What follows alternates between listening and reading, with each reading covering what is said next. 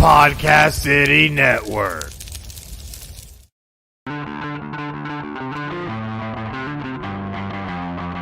Welcome. This is the Rip Griffin Show podcast, a baseball podcast for baseball fans of all ages. Now, here's your host, Rip Griffin. Turner goes after the first pitch and bangs a base hit to left. Peterson headed for the plate. He'll score. Justin Turner with an RBI single. Goes after the first pitch. Down the line to left. A base hit to the wall. Once he can walk home as Turner goes into second with a double. On his 7th year in L.A. Lifts a fly ball the other way that sends Davis back at the track. Turns and watches it hit off the wall. You get a chance to see some of Bellinger's speed. He's headed for the plate. Twins looking for their third hit of the inning. That'll work. A base hit left center field. Cruz around third. He'll score. The ball rolls to the wall. Rounding third. Crone is coming in. And the Twins take a 2-0 lead.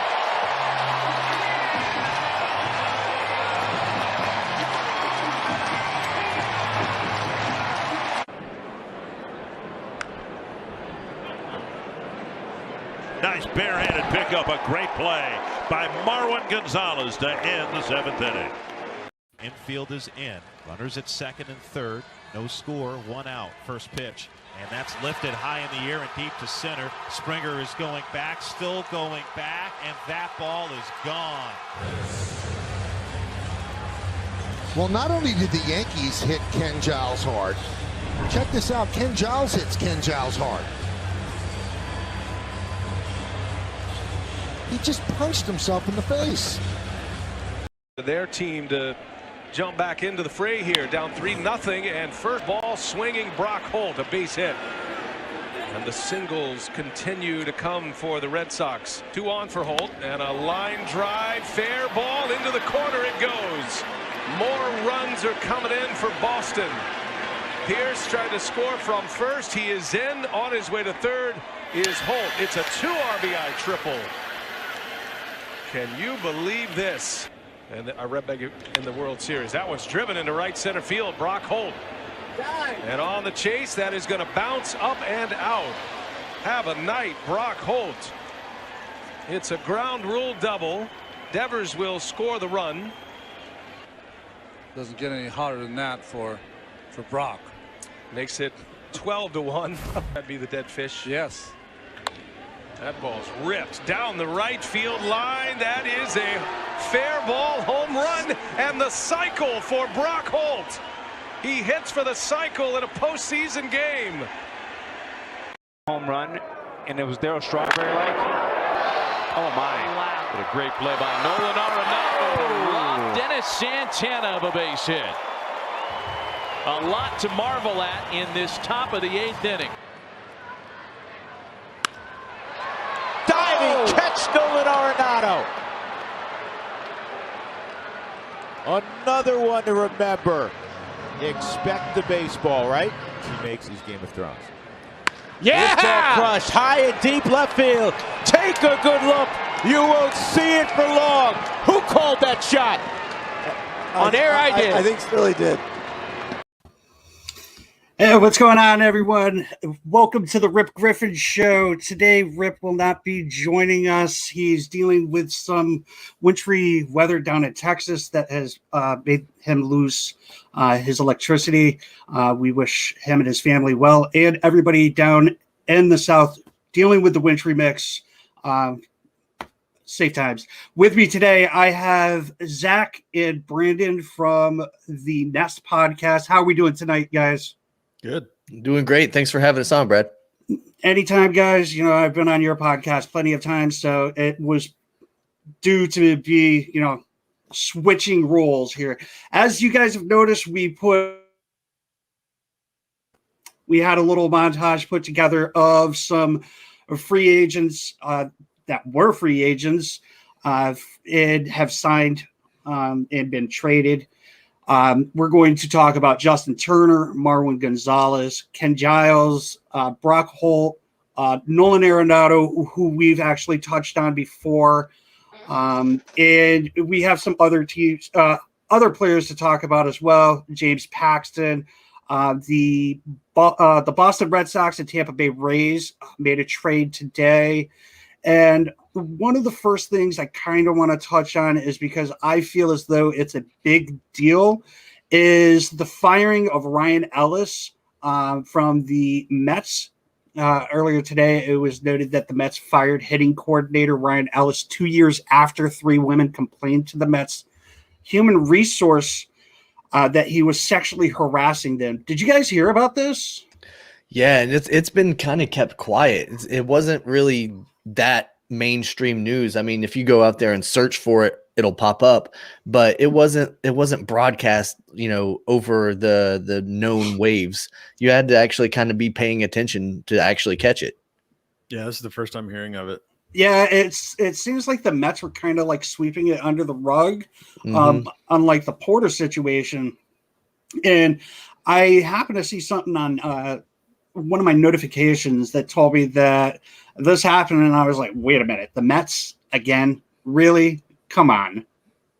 And I on another podcast that I'm a part of, we had talked about this whole the sexual harassment towards women in baseball after the Jared Porter situation, and we were like, there's going to be a domino effect here. So it's not going to be just Jared Porter, it's going to be other people. But I didn't expect the next person to be called out, outside of what's the Angels pitching coach, Mickey Callaway. Yep. All right, so he's still dealing with that, but here we go. We have another Mets coach who's been fired for sexual harassment. It's bad look all around. I mean, and then I don't know if this has anything to do with it, but just before we came on, I saw the news break that Tim Tebow officially is retiring. He's in the Mets organization. He's just departing. Of course, if you follow sports at all, you know that Tim Tebow was kind of the goody two shoes. He had the Christian persona and all that stuff. Maybe all this up at the top of the organization has made him be like, I'm done with this. I'm getting out of here. Yeah. And he never really stood a chance to make it to the bigs anyway. No, he didn't. I got a chance to see him in Hartford, and I razzed the hell out of him. And it was so much fun. Good on him. He didn't just stop because football didn't want him. He tried at baseball. Obviously, he didn't succeed there. He did better than I would have. I was going to say, I mean, he made it to AAA, whether it was on skill or name recognition. Either way, he made it to AAA. That's saying something. Right, and he wasn't really all that good in AA. So that's what I'm saying. Maybe it was the name recognition that got him up there, but better than I got. I feel like that's the case. So let's get into some of these. Well, first of all, happy Pitchers and Catchers Day, guys. Yes. The majority of teams have had their pitchers and catchers report to spring training now, and that is welcome music to my ears because I am so ready to get this season started. I got an email the other day, and this email was the legit, it's like, man, baseball is actually coming. It's really coming. I got an email from MLB.TV saying that my subscription's being renewed because it automatically gets renewed. Mm-hmm. And I was like, hell, now I got to pay that bill. But hell yeah, baseball's coming back, so now I can watch all the teams and whatnot. So I'm super pumped to be seeing this season, especially the fact that they're expecting 162 games. We talked about it on your guys' podcast on Monday, with the fact that they're going to do they're monitoring. Not like they did last year, but they're going to have like a device or something on them to make sure. Mm-hmm. So there's that. We had talked about the whole the doubleheaders. They're doing the 7-inning doubleheaders. So I mean, even though they're bringing back some of the 2020 rules, I'm just like, I'll take it. Yeah. So let's get into some of the players that have signed. I'm going to go ahead and start with Brock Holt because, Brandon, you're a Red Sox fan, just like myself. So Brock Holt finally signed a contract, a minor league contract with the Texas Rangers. I believe it was for $750,000. I believe that's the minimum or roundabout the minimum for a veteran. Right, and they're saying that if he gets onto the 40-man roster, he'll make over $1 million. Now, with the fact that Brock Holt is very well known and the Red Sox organization, a lot of Sox fans were upset that they traded him or let him go and didn't pick him back up this year, and it didn't pick him up last year either, right, especially after he got DFA'd. So, what do you think of this? Do you think this is good on the Red Sox? Do you think it's good on the Rangers? I mean, good on the Rangers. They've got a good utility guy that could possibly make the big league roster again and be, at least an alternate down there. But he's not going to be part of a long-term rebuild. For any Red Sox fans out there that think like, oh, he hit a cycle in the playoffs in 2018. That's a guy that I want every day in the lineup. That's absurd. Like, he had that great game, but since then he went to the Brewers and regressed terribly to the point that, like you said, he was DFA'd. He went to the Nationals last season and he played there, was mediocre, and now he's got a minor league deal. So he's not going to be an everyday big leaguer. He might come in and play a few big league games this season, but for the Red Sox fans that are out there crying that that Heimblum didn't bring Brock Holt back, it's nothing personal against Brock. We're just trying to build a better team. Yeah, I'm definitely there. He hit 262 with the Washington Nationals last year, and that is in 20 games. He hit 100 even in 16 games with the Brewers. So yeah. he had 3 hits, 36 plate appearances, and that's just not good. Hey, post 100 batting average, you're not going to find your way to the Boston Red Sox. Just ask Andrew Benintendi. Right. That's another thing we could probably touch on a little later. So we got Zach on, who is a Cardinals fan. I believe we actually talked about this trade ended up actually happening the last time you were on. Mm-hmm. Am I correct? Yeah. So Nolan Arenado, obviously great defensive third baseman, and he had a great bat at Coors Field. What are you expecting? I don't see him regressing much at all. Maybe it'll take a few games just for him to kind of get the swing of things and to see how this field is different than Coors. But I mean, he's been at Busch Stadium before. His numbers at Busch Stadium are great. I think he's found himself a great home, and I expect him to just keep doing what he's doing.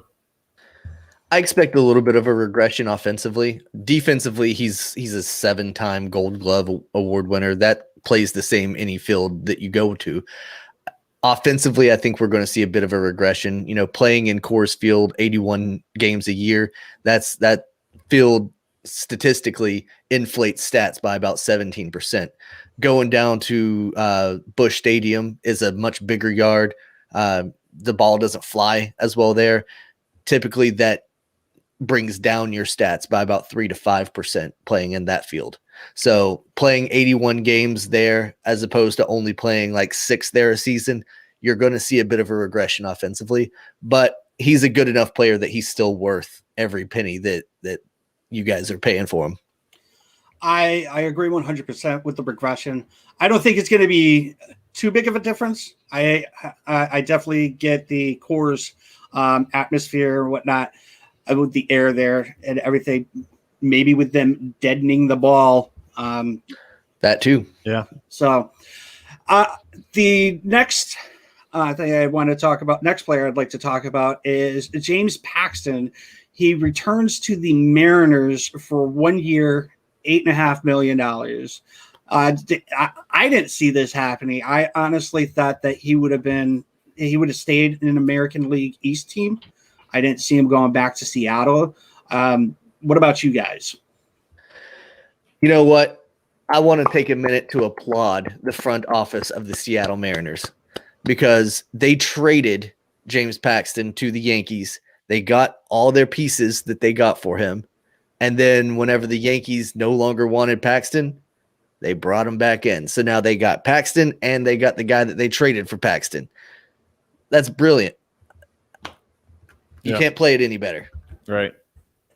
I mean, you could play it a little bit better. You could be Tampa Bay by trading Chris Archer to the Pirates and then signing Getting Chris him Archer. back. Yeah. Exactly. So now you got the guys that they traded Chris Archer for, and then they got Chris Archer back. Yeah, but the Rays, it seems like they've had a fire sale this offseason. You know, they were in the World Series last year, and they've gotten rid of a lot of pieces, and they're not even projected to finish in the top 3 in the American League East right now. So how many times do we sit back and think that the Tampa Bay Rays aren't going to be any good, and they come out and they're just beating the crap out of everybody? Yeah, I mean, it does happen, but I think that you're going to see a serious regression out of them this year. They've lost way too many of that World Series team. I think that the Morton situation ends up screwing them over because he was really good in the postseason for them. Blake Snell. Yes, I was just getting to that. I think Snell's going to end up hurting them as well, but I don't think it's going to hurt them as much as everybody's thinking because it is the Rays, and the Rays are a sneaky team. I think they care too much about analytics. That's ultimately, in my opinion, that screwed them over out of a World Series win. I don't know how this is going to work with this whole new team, a whole new pitching staff for sure, at least for starters. I mean, getting rid of Charlie Morton and Blake Snell, I don't get it. Well, they didn't get rid of Morton. They let him walk, which was dumb. They didn't pick up his option. I think it was a $15 million option, and he ended up, I think, signing with the Braves for 15 or something like that. I'm not 100% sure. Sounds about right, yeah. So, I mean, I don't know. We'll have to see what's good with Morton. I think it was a bad idea that they let him walk anyways. On to the next. The New York Yankees finally announced that they are going to have Clint Frazier be their starting left fielder. I am actually extremely happy for Frazier. I'm a Sox fan. I love Clint Frazier. I think what he's been doing the past couple of years, every time that Judge is out on the IL, DL, whatever you want to call it, he comes in, he produces, he does what he has to do. He had that one bad year where he was booting balls out the right field, and he's turned it around. Last year, he was a finalist for a Gold Glove, and I mean, he went from being a crappy outfielder to being a finalist for the Gold Glove. You guys hear about that? What are your thoughts? Yeah, I heard that Clint was going to get that starting job and all that. I just wonder how long it'll last. He played well for a 60-game season, but I don't think that that's really the Clint Frazier, unless maybe he finally learned how to play in the big lights of New York. But I just see that this guy's going to be a transition piece. Eventually, he'll be replaced by a younger, better version, and he will be back to the minors or traded to some other team where he'll be relegated to obscurity. Little Trevor Bauer effect here going on, maybe. I feel like I was actually extremely shocked that he wasn't traded with Miguel Andujar this offseason. I believe that him doing as good as he did last year, him and Luke Voigt were probably the two biggest trade pieces that the Yankees had. And we all know that the Yankees need pitching. They just announced their starting rotation, and it's going to be Cole, Kluber, and then Montgomery. And then bullpen? It's going to be Devi Garcia and then Herman. I mean, you've got Kluber, who's, you don't know what to expect. He could pitch an entire season maybe, and he could pitch only like 60 innings. The guy's coming off of not pitching in the past 2 years, really. I mean, he pitched a couple of innings this past year. So they need pitching, and I thought that was that was going to be their trade chip. They also just signed Robinson Chirinos as a catcher. I thought that was going to be the end of Sanchez, as a lot of people did, and it doesn't seem like that's going to end up being the case. I don't know what the Yankees plan on doing with Sanchez and who's the Higashiasha or whatever. Higgy, I'm going to call him. I always screw up that guy's last name. But I mean, he's not a starter. Sanchez obviously isn't a defensive catcher. So I have no idea what they're planning on doing. Do you guys see Chirino possibly coming up to the majors? I absolutely do, because I think Gary Sanchez is definitely not the answer there. Funny story about that. Last season, I've got one of my best friends is a Yankees fan, and he made a bet with me around this time last year during the first preseason or first spring training time frame. And he said, man, I bet $20 that Gary Sanchez will hit 300 this year and be the comeback player of the year. I said, I'll take that bet, and I'll make it even sweeter. If he hits anywhere close to 300, I'll send you a Nest Podcast t-shirt. Well, if you look at the stats, he didn't even come close. About after they finally got going in the season in like June or whatever, it was like a month into it. I texted him. I was like, how's that 300 looking for Gary Sanchez? He was like, man, screw you. What'd you do with $20? Bought into my fantasy football league. There you go. Yeah, I would have told him just keep it. That's a hot take of the hottest of takes. Man, I do not see how Gary Sanchez has a job in MLB. If you can't perform defensively as a catcher, I honestly don't know what good you are. Not saying that you have to be a Gold Glover every single year, but I would say that position over most is defensively set. Like the defense of the catcher is first and foremost over his hitting ability, and Gary can't even hit. So what the hell is he doing here? I agree, Zach, but you've also got a little bit of a skewed perception of that because you sit there and watch Yachty play 140 games a year or whatever it is. Wow, 40 years old too. Yeah, sure, but I mean, you don't have to be at that caliber to be a big league catcher, but you got to have some sort of ability there. I mean, the reason Gary Sanchez still has a job is because in 2017 and in 2019 he hit over 30 bombs. That's why they keep him. So I'm gonna jump in and kind of like protect Zach here. I take Yachty any day of the week. Oh, I'm not saying I wouldn't. Sanchez. I'm not saying I wouldn't. Even at 40. But the reason that he's saying like, oh, I don't see how you can keep him there, blah, blah, blah, is because he sees Yachty play. And Yachty's good at every aspect of the game. He's one of the best catchers ever. So I thought you were crapping on him. I was like, no. No, Yachty's future Hall of Fame catcher. And Zach's been watching him for the past 4 or 5 years, however long he's been paying attention to the Cardinals now. So he doesn't know what it's like to have a team that has a struggling catcher. You know, as Red Sox fans, after Tech, it's been a revolving door. I think the longest tenured catcher we've had since Tech is Vasquez. Mm-hmm. And I don't know. And he's probably one of the most underrated catchers in the entire MLB, but he's still not one of the greats. I don't know. I don't think he can call a good game. And that's the reason why Sale doesn't want to pitch to him. No, that's the reason why Sandy Leone got brought back. Right. Well, not this year. Well, not this year, but when Sale was still actually there. Well, I want to pitch to my guy. Right.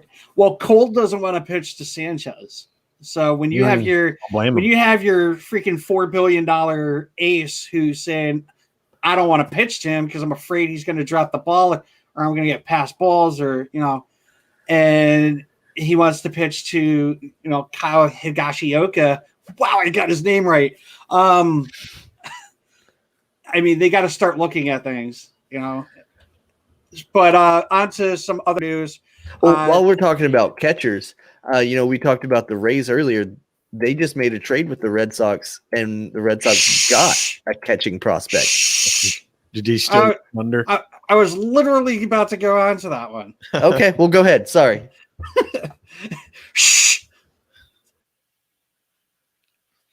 The Tampa Bay Rays traded catching prospect Ronaldo Hernandez and infielder Nick Sogard to the Red Sox for left-hander Jeff Springs and right-hander Chris Mazza and cash considerations. Now, this was kind of odd because of the fact that they had the Red Sox DFA'd Springs and Mazza.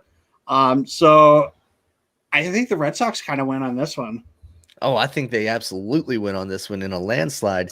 The catcher was a number 14 prospect. Wow. Yeah. I don't know how Heim pulled this one off, but he literally got on those knees real quick. It was a number 14 prospect, and they got an infielder as well. So, I mean, these guys, Mazza and Springs, they weren't making the team. They were DFA'd. Mm-hmm. So that was, I'm all in it. And there's people out there that are just giving him so much crap over, trading Mookie Betts. Just recently, he traded Andrew Benintendi. He's getting Franchi Cordero. He's getting Josh Winkowski, I think it is. And Ski Slope. We're going to call them Ski Slopes. We got Ski Slopes. And then he got 3 players to be named later. And because he had the Red Sox being the middleman with one of the players that were coming over in the Benintendi trade, the Mets are expected to give up a decent prospect. Yep. Lee was the prospect that got flipped. Khalil Lee, I think it was. Yeah, so I think he was like a number 8 prospect for the Kansas City Royals.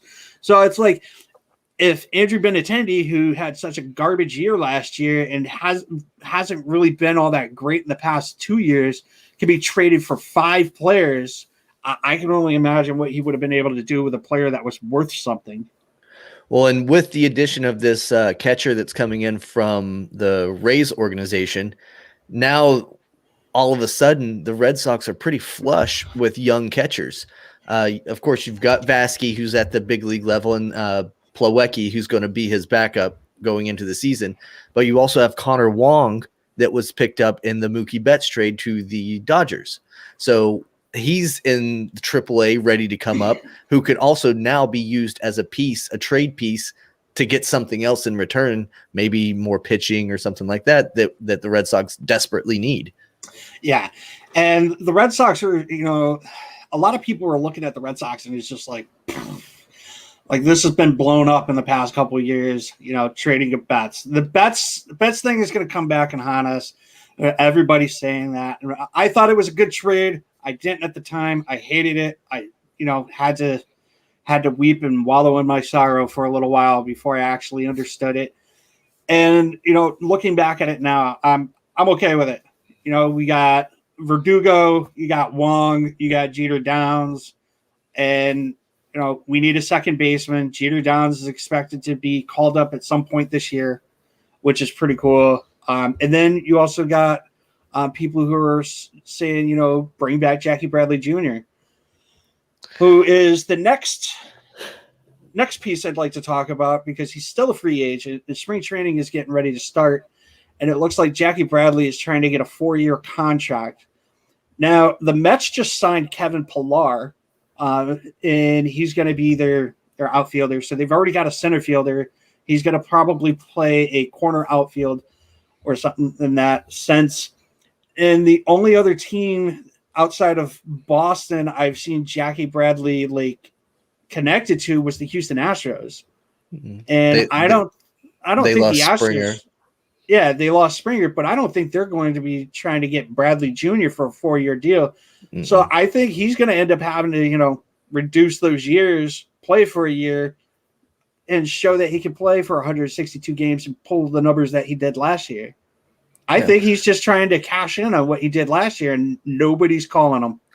I think we've got a very similar situation to like what Justin Turner had, in that he wanted 4 years. He wanted a longer contract, but then he had to ultimately look around and reassess things and realize, like, okay, I'm not getting that kind of an offer. Let's cut it in half. I could see Jackie Bradley getting a 2-year deal to either the Red Sox or to the Houston Astros. That makes sense to me. That also gives guys like Jarren Duran time to develop a little more before they get called up. Because obviously with Jackie Bradley Jr., what you've got as an outfielder. His major weakness has always been his bat. Yep. And you can go through the different situations or different ways that you can bring Bradley Jr. back. You can bring Bradley Jr. back on a 2-year contract. When he comes, next year you got Renfroe, who's going to not be, probably won't be on the Red Sox. So you can bring Jarren Duran up, have him play some left field. And then once, Bradley Jr.'s contract is up, you can push Duran over or push Verdugo over. So right now it looks like Verdugo is going to be our center fielder. And the next topic I wanted to talk about was Justin Turner. I think it was just, I saw this happening. I saw him going back to the Dodgers. I did not see him getting $34 million though. Yeah, that was insane. It looks like the Dodgers literally said, "Oh, how much do you want? Screw it, we're going over luxury tax this year." Yeah, and just sign that check. It's crazy. The amount of money that the Dodgers are paying players is just unreal. I mean, and clearly they're going for multiple World Series, but I mean, you have to imagine that this is gonna, in 5 or 10 years, that they're gonna be screwed if they can't keep this up, because they're on the hook for Mookie for a ton of years. Mookie's is deferred though. Oh, really? Yeah. So you've got what is Justin Turner? 34 million. Yeah, 34 million. So you got him for 34 million. You've got Bauer for 40 million. You got $57 million for 2021 just for 2 players. That's insane. And then next year you've got what was it? 45 million. Yep. Yeah. So 45, and then 62 million for next year, just between those 2 players. Never mind Mookie Betts. Christ. And then imagine having what they have to do for, Bellinger. He's going to be up. They're probably going to end up. What's their shortstop's name? Seaver? Yeah. Seager. Yeah, so they're probably going to end up letting him walk. And then who else? Bueller. Well, the best thing with Bueller is they just bought 2 years of arbitration for like $8 million. So they did pretty well with him. Yeah, so but after those 2 years of Turner and Bauer, you're going to have to go and get him again, but then at that point, Bauer's contract has already been paid. He's going to go off somewhere else or sit there and eat a $17 million year or whatever it is that he gets in his 3rd year there in LA. And then Bueller would be getting, more in the 18, 19, 20 million a year salary range. Yeah, we'll have to see how the luxury tax ends up playing out, especially, we saw how it worked with the Red Sox. That ended up having, that's the reason why Mookie ended up going over to Red Sox West. Right. I wonder if they'll do something kind of similar with Bellinger. Like they'll be at the point where they can't really afford to give him a huge contract because he's going to want one. Maybe they'll look to trade him or something and try to get something for him while they can. We'll see what happens. I mean, the Dodgers literally have bottomless pockets. They got Magic Johnson as a part owner. So, right. Well, that, and you win the NL West 27 years in a row, always in the playoffs, always getting that extra dinero in your pocket. You've got money to burn. Sure. And I'm sure they have one of the biggest TV deals in all of MLB, so they have money out the wazoo. Yeah, I actually don't think they do. I actually think the TV deal out there is pretty crap, to be honest. I've heard somebody complain about that before, that between living in LA, they don't even get to see Dodgers or Angels baseball on their local TVs. You have to have cable. You have to have like some other special package just to be able to watch it. Yeah. Which is kind of dumb in my opinion. Like you would think that they would try to get plugged into, the best deals or whatever because they're mega teams, but yeah. I'll do some Jamie research here and see what I can find. Yeah, you go ahead and do that. We're going to go on to the next. Ken Giles, the Mariners, so he will be playing with Paxton. He will miss all of 2021 due to getting Tommy John surgery in September. The contract is paying him basically for 2022. So while Zach is doing some research on that, Brandon, what are your thoughts on Ken Giles signing with the Mariners, especially with the fact that he's going to be out for 2021? I mean, you've got to applaud his agent for getting him a deal anywhere for the amount that he got. But I just want to say real quick that the clip that you played where it said not only are the Yankees hitting Giles is hitting himself because he smacked himself in the face. I thought that was pretty funny. I chuckled whenever we saw it. Yeah, I wanted to make sure that was the one thing that I posted about Ken Giles, because that's actually one of the only things I actually remember him for. I know he was pretty good up in Toronto. I don't remember how long he was there for, but he was pretty decent up there. And I know that he was being looked at by Boston at one point.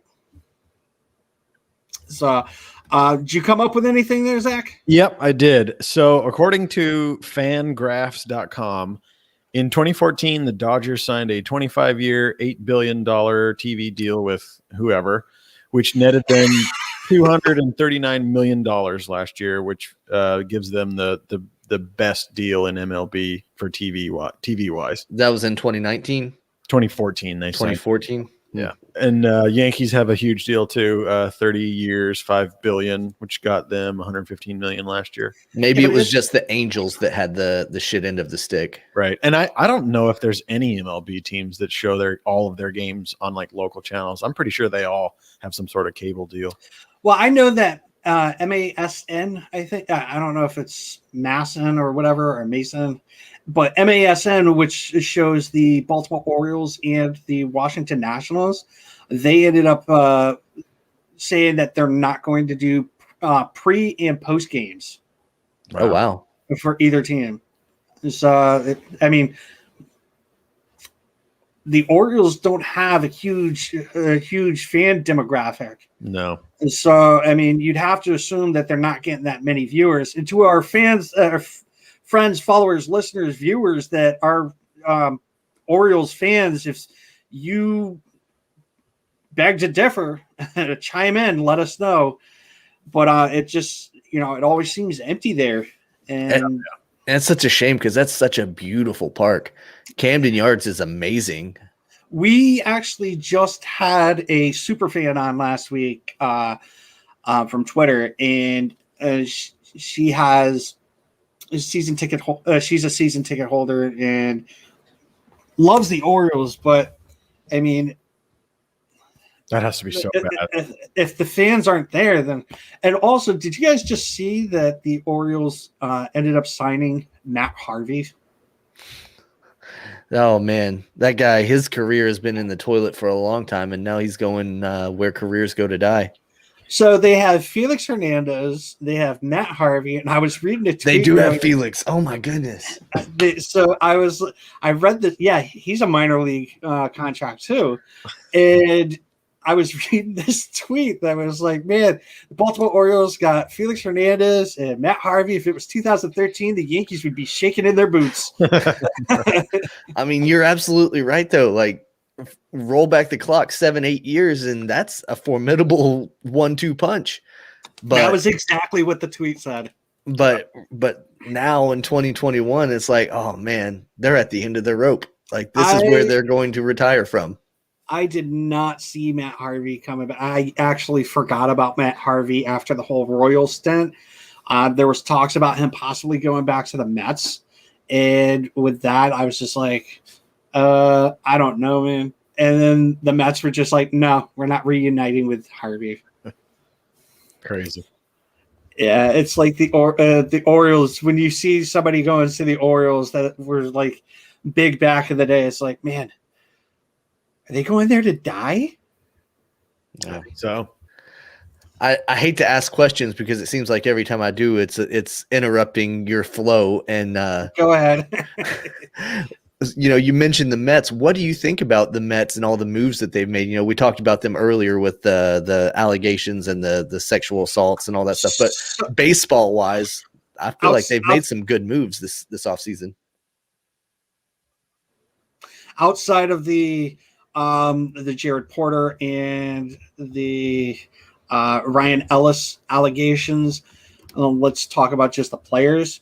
I think the Mets are the better team in New York. I mean, Syndergaard was showing some good pitches today. I was reading something on him. The coach was happy to see what he was throwing. He was throwing fire. Then you got the best pitcher in all of MLB. You got DeGrom. And then they traded for Francisco Lindor and Cookie. And they also got one of my favorite pitchers, Marcus Stroman. And I know a lot of people out there that crap on Stroman, and you can crap on him all you want. I like Stroman. I like his attitude. I just watched a video recently with him and Rob Friedman, or better known as Pitching Ninja.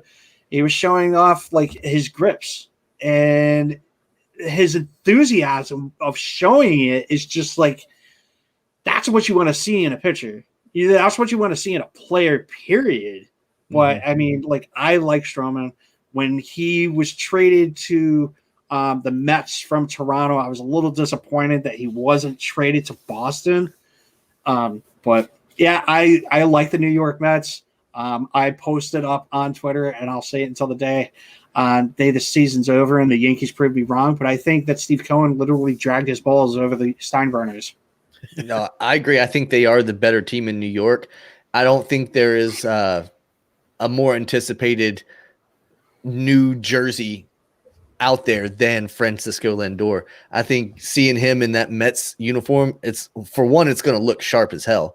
But two, I think New York Mets fans are going to get to see the launch of like the second half of his career. A lot of these MLB players, they go from one team to another, and it's like a split career. Sometimes it works out for the better, Barry Bonds. Sometimes it works out a little bit worse, Albert Pujols. I think Francisco Lindor is going to have a launching off party in New York, and it's going to be great. So I just got some breaking news. It looks like the Padres are locking up Fernando Tatis Jr. Okay. He's early.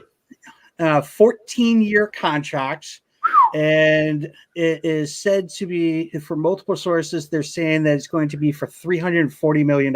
Yep, I just got the notification on ESPN too. Wow. All I can say, 14 years, dude. Why? The kid is under your control for what, like 6 more years? Yeah, but imagine if he's really good, and then they have to pay him even more. They could have got a steal, I don't know, man. I mean, I'm sure it'll be fine, but like I maybe would have waited till his arbitration years to offer him something. I would have maybe at least waited to see him do it for more than a 60-game season. Yeah. I mean, like, I feel like the Braves, when they locked up Ronald Acuna, they did it right. They bought out all of his arbitration years plus a couple extra years on the back end, and they only did it for like $100 million. Mm-hmm. That was smart. Yeah. This seems a little bit absurd. This seems like a knee-jerk reaction to the fan base going crazy, to, Mookie and Mike Trout and all these guys getting these mega deals. And they're like, well, let's go ahead and ink them for around that now because we don't want to pay $500 million in 6 years. Mm-hmm. I don't know. This seems a little blown out of proportion. Yeah. Well, they get him until he's 36, and they're literally only going to be paying him. So unless, like, if they defer money and, whatever the contract comes up. But if you look at it this way, $340 for 14 years, you're paying a little more than $24 million a year. Sure. So I don't think it's really that bad, especially because that players are going to be trying to make like around $30 million for like average players. Yeah, I wonder what the structure is going to be, though. Is it, obviously you don't know, but will it be super front loaded or something like that? Or will it be one of those contracts that when he is 34, 35, 36, they're paying him something closer to $40 million at that time. And it's basically just a hamstring to the organization, and they're not able to get over the hump because they've got so much money tied up in an aging player. Right. Well, if you look at players that have gotten deferred contracts, I gotta say you got the Bobby Bonilla deal. Legendary. that one's definitely legendary. But there's one contract that I didn't know about for like the longest of times, and that was Manny Ramirez. So he gets $1 million a year up until 2022 from the Red Sox. That's cool. So, like, this dude's playing out in Australia. Well, he isn't now, but he's playing wherever. He's getting paid by these guys, but he's still collecting that $1 million. Yeah, that's pretty nice. And that ended up working out in the favor of the Red Sox anyways, because, they ended up winning 2 World Series with him. And now, $1 million. Yeah, that ain't shit. Yeah, really. So, breaking news, finally. I mean, how many times have we been on the air, Brandon, where we were wrapping up a show and then 10 minutes later something crazy breaks and we never. Oh, it's like almost every week for us. We had I remember the George Springer situation because Rip is an Astros fan. I stayed up until like 11 o'clock that night, 11:30, and I was just like, I got the news that George Springer was getting ready to sign with Toronto, and I hit him up. I was like, dude, let's jump on. Let's do this. Let's go. Let's do it live. And he's like, are you sure? And I'm like, I don't even care right now. I'm up. Let's do it. Let's just go live. Let's break the news. And we did it. It was fun. And then I don't know if it wasn't during our show with the St. Louis Cardinals. I think it was like the day before they traded for Arenado. And we had Zach on the next day. So that was kind of cool. But then there was the one, what was it? The Cubs picked up, what was his name? Peterson, Jack Peterson. Yeah. And it was literally like an hour after we got off, just talking about the Chicago Cubs too, because we typically do a team of the week. And yeah, that would have been fun. But we actually got something, and I think it's good for the Padres. I mean, they need some excitement.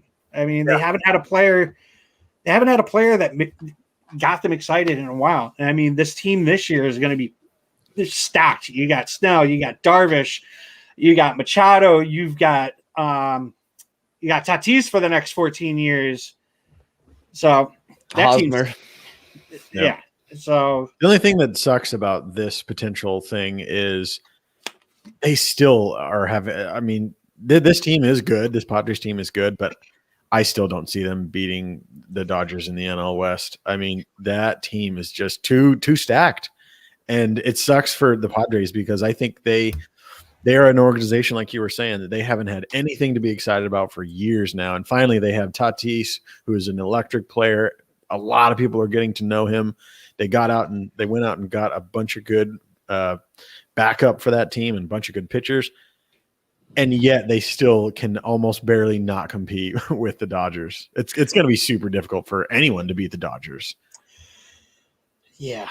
And not having Clevenger hurts too. Sure. And you still got to pay the guy.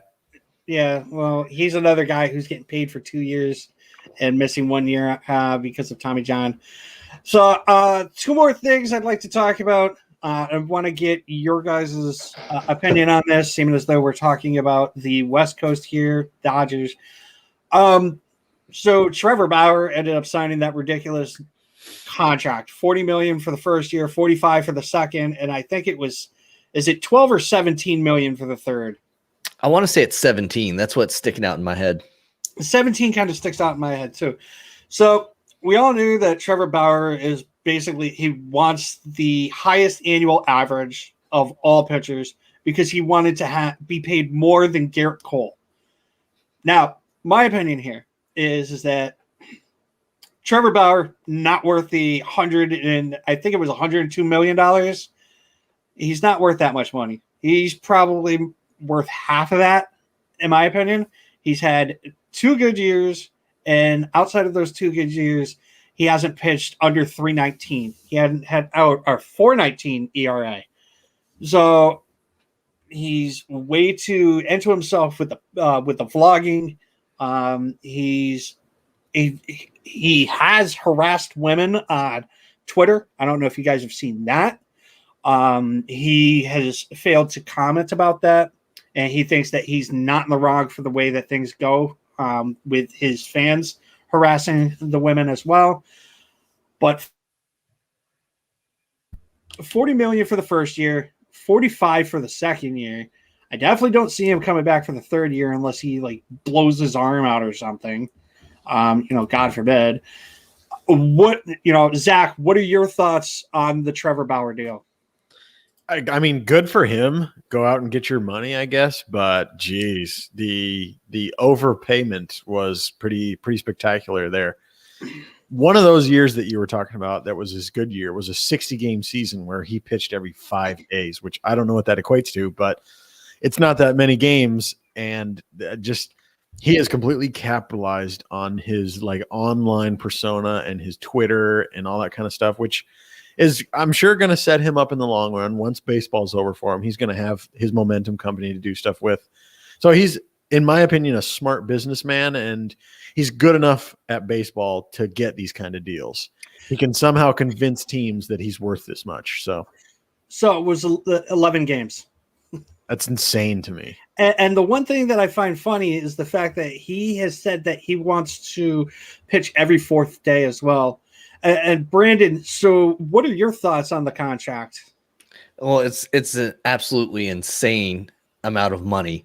I don't think that he necessarily deserves it, but I do want to throw out that not only does he make more money than Garrett Cole, he also makes about $3 million more per year, at least this year, than Mike Trout.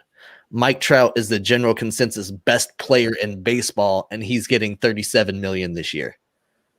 Wow. Trevor Bauer is getting 40. Jeez, that's insane.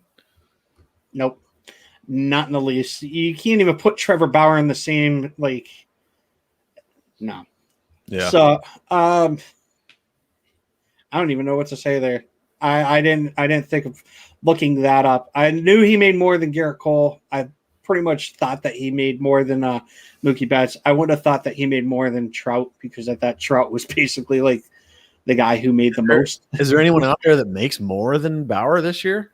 Probably not. I think he's top dog in the MLB as far as annual value or whatever, or the this year alone value.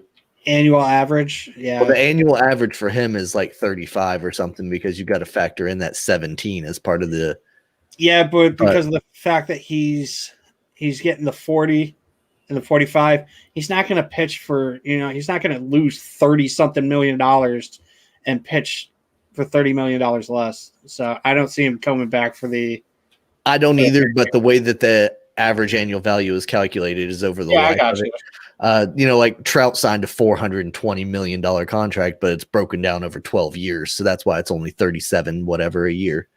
So and that is crazy. Just the difference in impact that a Trevor Bauer and a Mike Trout makes on a team as a whole is unreal. Like your pitcher, a starting pitcher, can only help you. I guess maybe if he plays every 4 days, sure, great. Mike Trout can play every day and has the potential to score and prevent the other team from scoring every single day. Just those numbers do not equate. So Bauer is the top 4 this year, then Mike Trout, then Garrett Cole. Yeah, so if he's for the top this year, he's most likely going to be the top next year, making $5 million more. Yeah. Another thing that I actually forgot to bring up is Buster Posey is back with the Giants. He's making his return. I guess he's going to be a catcher. I thought he was a first baseman. No, he's a catcher. Yeah. No, I thought that they transitioned him over to first. Oh, I hadn't heard that. Yeah, they did something about his knees weren't holding up anymore, so they moved him over to be a first baseman. I guess, those shots are better in San Francisco. Yeah, so last year, I don't know if you guys knew this, but last year he took time off due to the fact that he had newborn twins, I believe it was. Mm-hmm. And him and his wife adopted newborn twins, so he decided to what's the word? Opt out. Right. He decided to opt out of the 2020 season because of COVID. We're going to end up ending the episode talking about Marwin Gonzalez. So we're going to talk about the Red Sox. Marwin Gonzalez signs a 1-year, $3 million contract with up to $1 million in incentives with the Boston Red Sox. Gonzalez can play infield and outfield. And this signing brings back Gonzalez with Cora. They both were a part of the 2017 Houston Astros when that whole trash can scandal happened. And I am sorry, Rip, that we're probably going to trash your Astros, but it has to happen. I was not extremely happy when I found out that the Red Sox were talking to Marwin Gonzalez, and I'll get into that after you guys. So, Brandon, what are your thoughts on it? And yeah, I was kind of shocked whenever I heard the announcement that Marwin Gonzalez was coming in. I know he can be a decent utility player, but he's not the answer to a lot of the questions that I felt like the Red Sox had out there. You mentioned that he's linking back up with Alex Cora. That 2017 was actually his best season statistically. He had 23 bombs that season, and there's not been a single season before or since where he had 20 plus home runs. He also had a pretty good batting average in OBP that year. So that was the only season in his entire career that he's hit over 300. So he's regressed since then. Last year in Minnesota, he only had 5 home runs and hit 211. So pretty significant drop off. We'll see if playing a full season has any impact on that. I know the 60-game season, you really can't dive too deep into those analytics, because if you have a 10-game slump, that pretty much breaks your entire curve for the entire season. But we'll see what happens. I'm not too down on it, but I'm not too high on it either. Yeah, the fact that he can play multiple positions is good. We've got Kike Hernandez, who is a utility guy, and then he can play infield, outfield as well. And then you've got Marwin Gonzalez, who can play basically all 4 of the infield positions and play the corner outfield positions. I think that helps with the Renfroe situation. I'm not expecting Renfroe to actually be all that great with the Red Sox. I'm hoping he proves me wrong. I just don't see it. His on-base percentage isn't all that great. But the one thing that I was disappointed with the Marwin Gonzalez signing is the fact that he was with the Houston Astros in 2017. And I don't think the Red Sox really need that type of publicity, especially with the fact that we just got our manager back after being suspended for a full season. So that's like, I hope the guy does well. I hope he does what he has to do. He plays a good game. He plays defensively. He plays offensively. But I just hope that, we can keep that whole situation quiet.